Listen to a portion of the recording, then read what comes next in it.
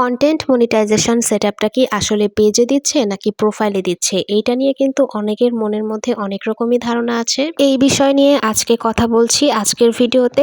সম্পূর্ণ ভিডিওটি দেখতে থাকুন, অবশ্যই অনেক কিছু জানতে পারবেন। আজকে কিন্তু খুব সকাল সকাল ঘুম থেকে উঠেই এই শাড়িটা নিয়ে বসে পড়েছি, আর এই শাড়িটা দিয়ে আমি আজ একটা গাউন বানাবো, যার জন্য কাটিং করছিলাম আর আপনাদের সাথেও শেয়ার করলাম। কাটিং শেষে আমি চলে আসলাম রান্না করতে। আজকে যেহেতু পানি অনেক ঠান্ডা, তো আমি কিন্তু এখানে হাত না লাগিয়েই চালগুলোকে ধুয়ে নিচ্ছি। এটা হচ্ছে আমার বুদ্ধি, যাই হোক পরে কিন্তু অবশ্যই পানিতে হাত লাগাতেই হয়েছে।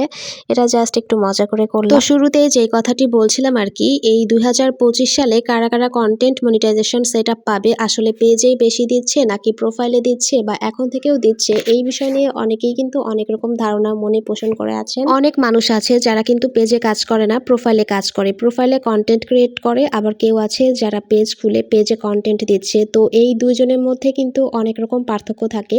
পেজে কিন্তু যেমন সুযোগ সুবিধা বেশি, কোনো ইস্যু আসলে খুব তাড়াতাড়ি রিমুভ করা যায়, আর প্রোফাইলে কিন্তু সেটা করা যায় না। এখন কথা হচ্ছে আপনি পেজেই কন্টেন্ট ক্রিয়েট করেন আর প্রোফাইলেই কন্টেন্ট দেন না কেন।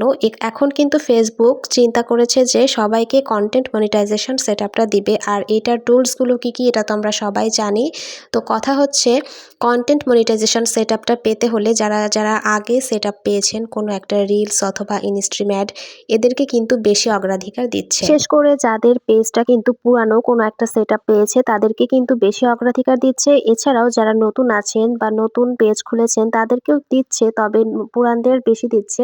এমনকি যাদের স্টার সেটআপ আছে তাদেরকেও কিন্তু দেওয়া শুরু করেছে। এখন এখানে প্রশ্ন হচ্ছে যারা পেজে কাজ করছেন তাদেরকেই শুধু সেটআপ দিবে নাকি যারা প্রোফাইলে কাজ করছে কন্টেন্ট দিচ্ছে তাদেরকেও দিবে। আপনি পেজেই কাজ করেন অথবা প্রোফাইলে কাজ করেন, ফেসবুক কিন্তু আপনার কন্টেন্ট দেখবে, আপনার কন্টেন্টগুলো ভালো কিনা, ভাইরাল কিনা, এমনকি আপনি আগে থেকে কোনো সেটআপ পেয়েছেন কিনা সেটাই কিন্তু ফেসবুক লক্ষ্য করবে।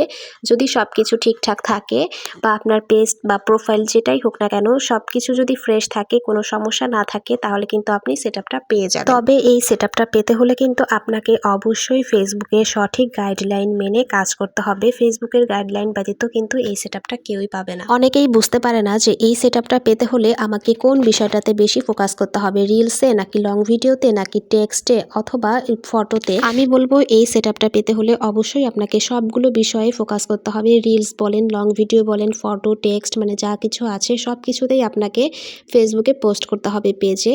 তো বেশি বেশি কাজ করতে হবে। আশা করছি আজকের ভিডিওর মাধ্যমে সবাই কিন্তু বুঝতে পেরেছেন বিষয়টি। তো আমার কিন্তু সকালে নাস্তা রেডি হয়ে গিয়েছে। শীতের মধ্যে কিন্তু গরম গরম খিচুড়ি আর সাথে ডিম ভাজা ছিল।